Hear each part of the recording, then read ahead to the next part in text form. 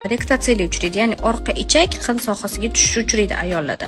Bu uchun ham bizda alohida mashqlarimiz bor. Ya'ni anti-gemoroy, to'lqin, tam-tam, most mashqlarimiz bor. Mana shu mashqlarimiz bizda ko'proq didik va orqa ichak bilan yaxshigina ishlanadi. Ya'ni oldi go'pchti mышцаlarimiz, origentalniy mышцаlar va sfinkter anus levator ani mышцалari bilan biz ishlaymiz.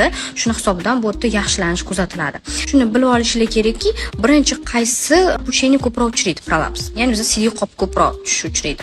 Chunki bizning mushaklarimiz mana bunday holat turadi. Ya'ni orqa ichak ozgina qiyshiqroq bo'ladi. Hech qachon to'g'ri turmaydi bizning ichimiz. Mana bu ozgina qiyshiqroq turadi. Nima bizning jinsiy lablarimiz biz o'tirganimizda ko'proq orqa teshikka qarab o'tiramiz. Shuning uchun ham siydik qopida siydik to'la bo'lsa, og'irlashib birinchi bo'lib qinga keladi va boshidan tushishlari ko'proq kuzatiladi. Bularning har bittasi uchun bizda alohida mashqlar va massajlar majmuasi bor.